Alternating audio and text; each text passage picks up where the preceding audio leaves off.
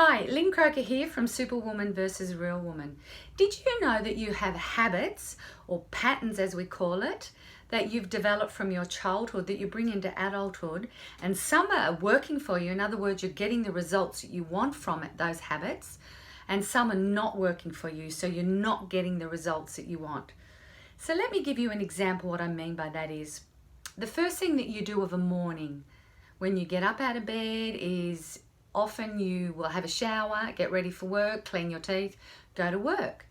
That is a habit that works for you because you get cleaned up, you get to work on time, and so that habit or that pattern works for you. So you wouldn't want to change that. But let's look at another version of that where the alarm goes off in the morning. You keep hitting the snooze button because you want just 5 more minutes or 10 more minutes. And you keep doing that maybe once, twice, I don't know, maybe even 3 times. Then all of a sudden you find you're late for work. You race to work and you're late to work because of the peak hour traffic that you've just got because you were running late, and you're even later getting to work. So you have a habit or a pattern of being late to work every day. Now that habit or pattern may not work for you because your boss gets sick of you being late all the time. They're not very happy. They've discussed it with you. But because it's such a happen and it's a pattern, habit, that it's ingrained with you, you don't know how to change that. And you end up losing your job because of your pattern of being late for work all the time. So that's an example of a pattern that you've developed that no longer serves you because it's not getting you the results that you want. And the reason I bring this up is I had a client recently, let's call him Peter. Peter has a partner, and when him and his partner get into an argument, or let's call it discussion or disagreement, whatever you want to call it, he has a pattern or a habit of shutting down and not communicating with his partner how he's feeling, if he's hurt or if he's angry or he feels frustrated or he feels like his partner is attacking him. So rather than communicating with his partner about how he's feeling, he shuts down because he's hurt, and this pattern comes from his childhood, and he avoids discussing this with him. So therefore the results of that is over time that it ends his relationship. His partner no longer can put up with this habit or pattern because she's tried communicating with him and getting him to open up about his feelings and discussing the issues that they have between them.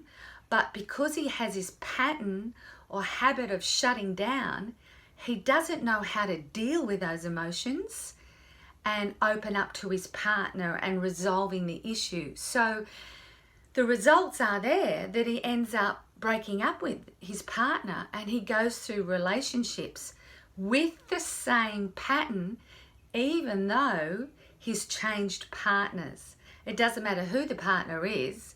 If he doesn't change that habit or that pattern, it will continue to rear its ugly head every single time.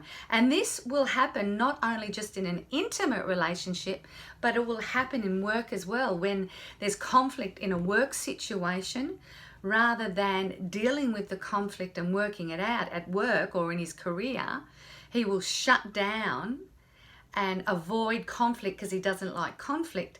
And again, that causes issues in his workplace, which doesn't get him the results it wants, and it may stop him from getting the promotion that he wants.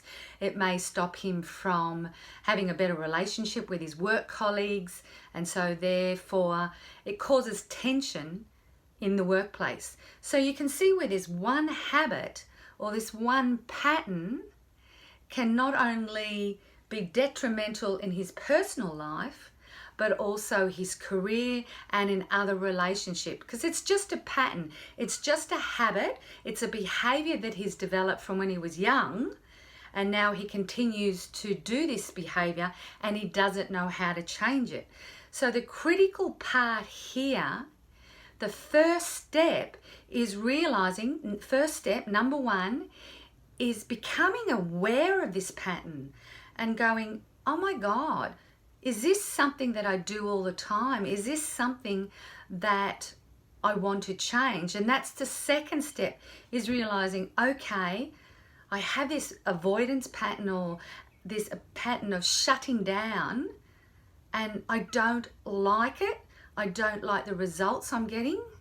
I need to do something about it. So the first step is self-awareness, aware that he's doing it. The second step is really, truly wanting to change that pattern, because you're at a point where I don't like the results I'm getting and I want to change it, and I'm prepared to do whatever it takes to change that pattern, because it can be changed. It's just whether or not you're ready to change it.